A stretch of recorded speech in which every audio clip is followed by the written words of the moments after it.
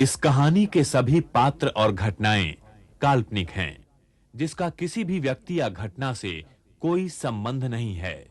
यदि किसी घटना के साथ इसकी समानता होती है, तो इसे मात्र एक संयोग कहा जाएगा।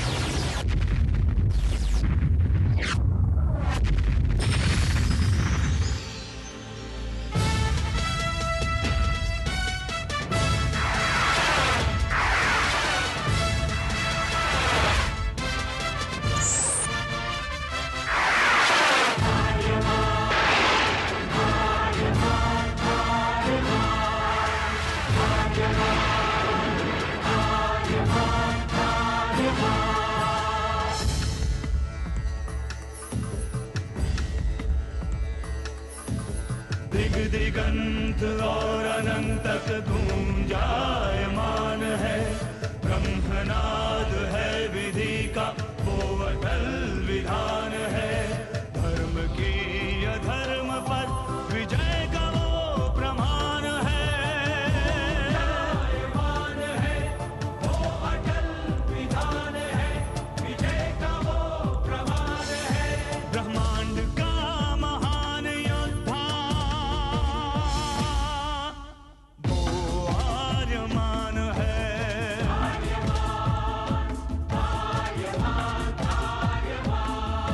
ब्रह्मांड का महान योद्धा वो आर्यमान है। आर्यमान है।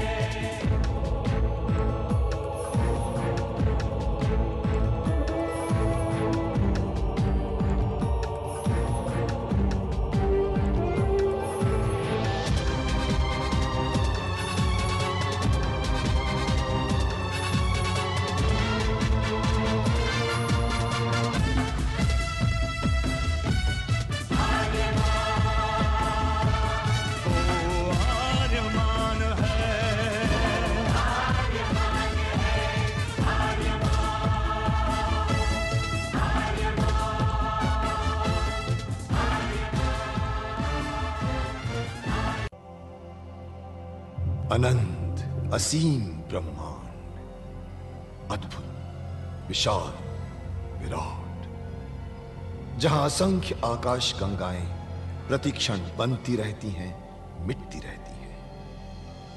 हर आकाश गंगा में होते हैं अनगिनत तारे, अनेकों सूरज, और सूरज के साथ होता है अपना सौर मंडल, जिसमें रहते हैं अनेकों ग्रह। न जाने कितने सूरज चमके और बुझ गए, न जाने कितने तारे चमके और खो गए, न जाने कितने ग्रह, कितनी पृथ्वियां, कितनी सभ्यताएं बनी, बढ़ी और खो गई समय की इस अनंत धारा में।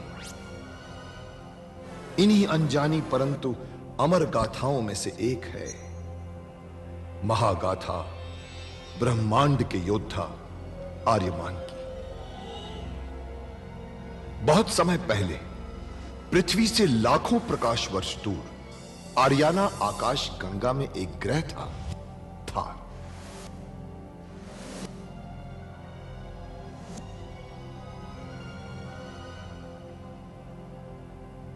थार एक रेगिस्तान था, पानी की बूंद नहीं थी, फिर भी पूरे ब्रह्मांड के लिए मूल्यवान था थार, क्योंकि थार में थी ऐसी खाने जहां से दुर्लभ जीवनदायी पदार्थ निकलता था, जिसे थारस कहते थे।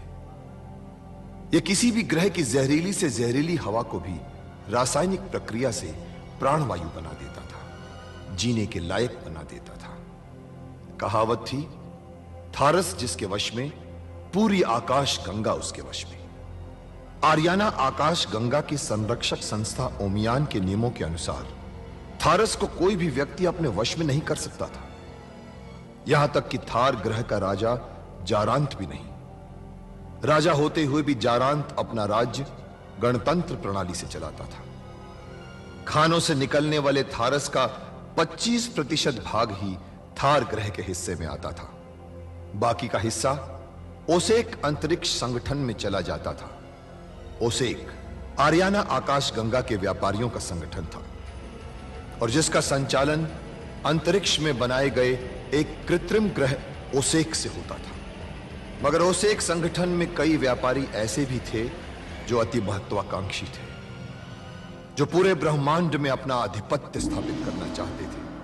परंतु जब तक ओमियान था तब तक कोई कुछ नहीं कर सकता था।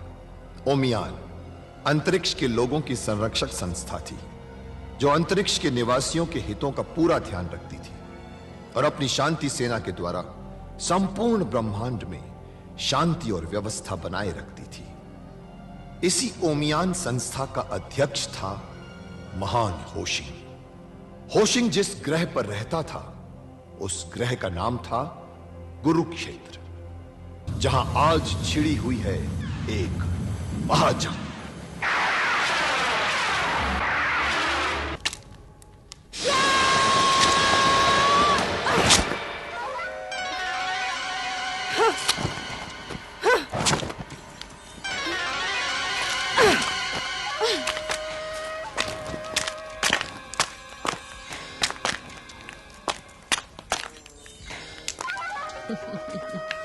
लगता है सवितान में तुम्हारी शिक्षा दीक्षा काफी अच्छी तरह से हुई है। तुम्हें कैसे मालूम कि मैं सवितान की हूँ? वो तो तुम्हारा यान देखकर ही पता चल गया था कि तुम सवितान की हो। लेकिन सवितान की लड़कियां कभी औरतों पर वार नहीं करती, ऐसा उनका उसूल है। उसके ऊपर एक उसूल और भी है। सवितान की लड़कियां अपने आप को बचाने के लिए कुछ भी कर सकती हैं। काफी तेज और ताकतवर हो बच्ची। लगता है तुम्हारे शरीर में कुछ खास ही खून है। अब ये खून हमारे काम आएगा।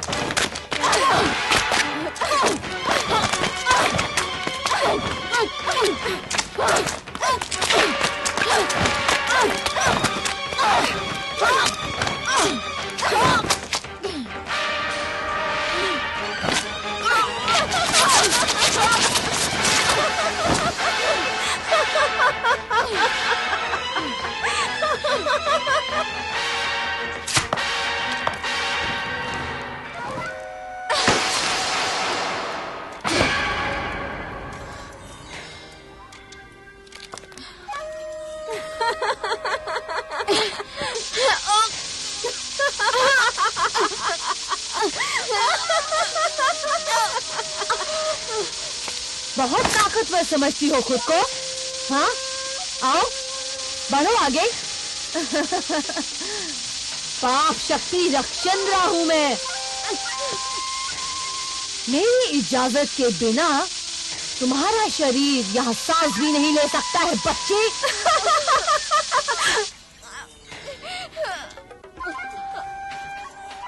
उम्मीद है अब कोई भी हरकत करने से पहले तुम एक बार सोचोगी जरूर।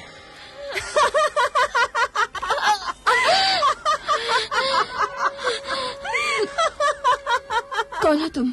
सुना नहीं? पाप शक्ति रक्षन्द्रा हूँ मैं। हमारे केंद्र पर कब्जा क्यों किया तुमने? केवल ये केंद्र नहीं, ब्रह्मांड में फैले सवितान के सभी केंद्रों पर कब्जा करना चाहती हूँ मैं। ये तो अभी शुरुआत है। ब्रह्मांड में मैं सबको ये दिखाना चाहती हूँ कि नारी की वास्तविक शक्ति पाप शक्ति रक्षन्द्रा है, सवितान की नारियां नहीं। नारी शक्ति कभी पाप शक्ति नहीं हो सकती। ऐसा तुम सवितान की बहनें मानती हो। मैं भी कभी सवितान की बहन हुआ करती थी। क्या? हाँ, शक्तिशाली नारी बनने की महत्वाकांक्षा ने मुझे सदस्य बनाया सवितान का। सवितान में शिक्षा लेने के बाद मुझे ऐसा लगा कि मैं उतनी शक्तिशाली नहीं बन पाई हूँ जितना मैं बनना चाहती थी। और शक्तिशाली बनना चाहती थी मैं। इसलिए मैंने गुप्त रूप से पाप शक्तियों का अध्ययन करना शुरू कर दिया। मेरी शक्तियाँ अर्जित होने लगी, मेरी शक्तियाँ बढ़ने लगी। पर इस बात का गुरु माता को पता चल गया और उन्होंने मुझे सवितान से निकलवा दिया। हाँ, क्योंकि तुमने सवितान के नियमों का उल्लंघन किया था।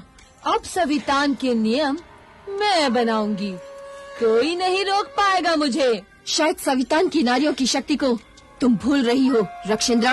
ना ना ना ना, भूल कैसे जाऊंगी? सवितान की नारियों की ताकत ही तो मेरी ताकत है, उनसे ही तो बढ़ती है मेरी ताकत। मैं भला अपनी ताकत को कैसे भूल जाऊंगी? सवितान की नारियों से तुम्हारी ताकत बढ़ती है? मैं समझी नहीं। अभी समझाती हूँ, देखो।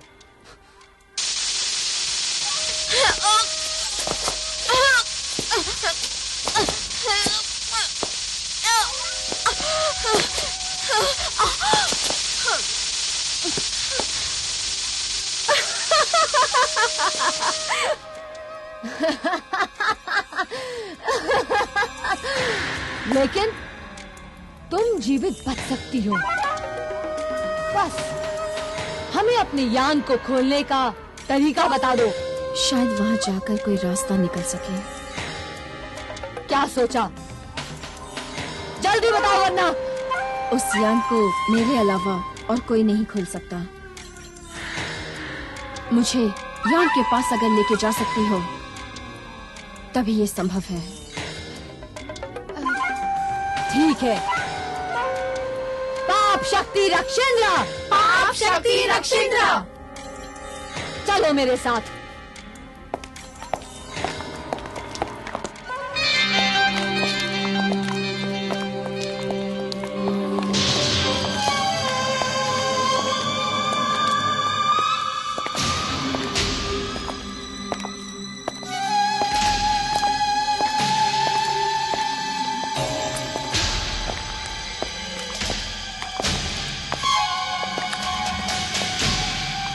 जाओ।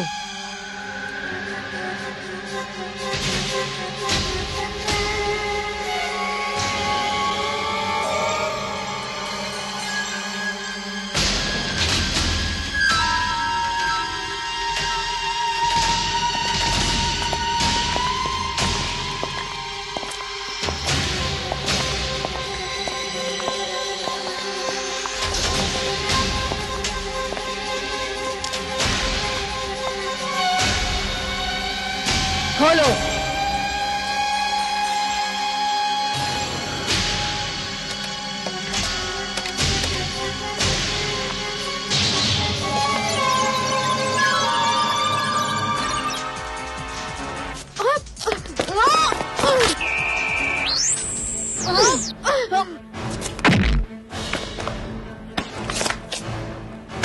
पाप शक्ति रक्षिंद्रा को देखकर तुम्हारे कदम रुक क्यों गए?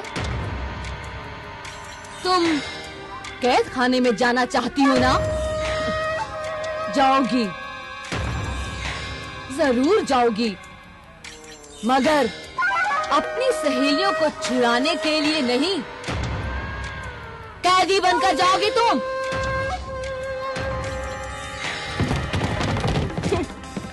इस योद्धा को साथ लाकर तुमने क्या सोचा? तुम रक्षिंद्रा को हरा दोगी? पाप शक्ति रक्षिंद्रा को हरा दोगी? ये तुमने सोच भी कैसे लिया कि रक्षिंद्रा किसी पुरुष से हार सकती है? शक्तिशाली पुरुषों के शरीर के चमड़े का जूता बनाकर पहनती है रक्षिंद्रा। तुझे अपने आप तो बहुत घमंड है रक्षिंद्रा। ये मत भूलो, अहम की आग बहुत खतरनाक होती है। इंसान जल जाता है उसमें, मगर उसे पता भी नहीं चलता। तुम अपनी सोचो। तुम्हें नहीं मालूम कि तुम किस भयानक आग में जलने वाले हो। ले जाओ उन दोनों को।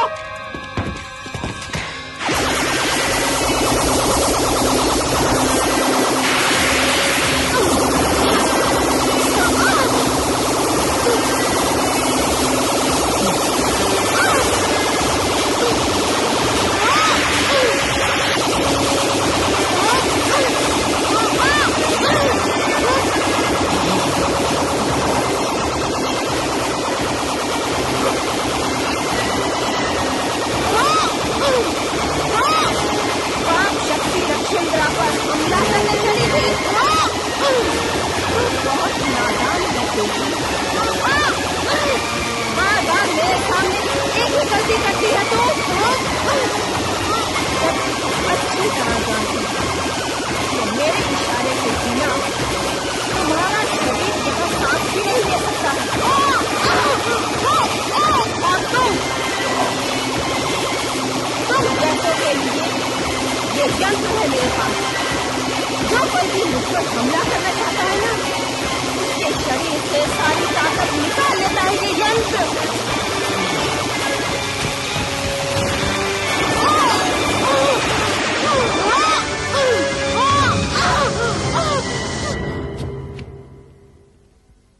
आए थे बड़े रक्षेंद्रा को खत्म करने के लिए। कोई नहीं खत्म कर सकता है पाप शक्ति रक्षेंद्रा को। कोई नहीं रोक सकता है रक्षेंद्रा को ब्रह्मांड की महाशक्ति बनने से। कोई नहीं। अरे भाई मान जाओ, इस तरह पीछे मत पड़ो, मान जाओ। नहीं मानोगे तो ये लो।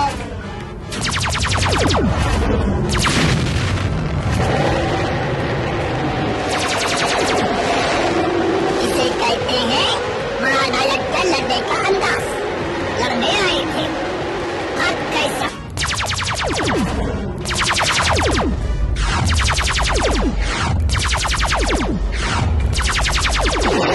अरे बाप रे, भागना तो मुझे पड़ेगा, कोई बात नहीं। महानायक के काटने का अंदाज भी तो अलग होता है। वो मेरा पीछा कर रहे हैं या मैं उनका पीछा कर रहा हूँ? कुछ भी कहो, मजा आ रहा है। पाप शक्ति रक्षेंद्रा, पाप शक्ति रक्षेंद्रा।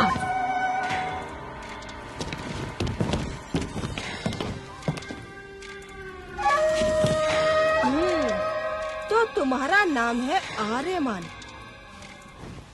जी तो चाहता है कि तुम्हें इसी वक्त तेजी के साथ कैद खाने में डाल दूं,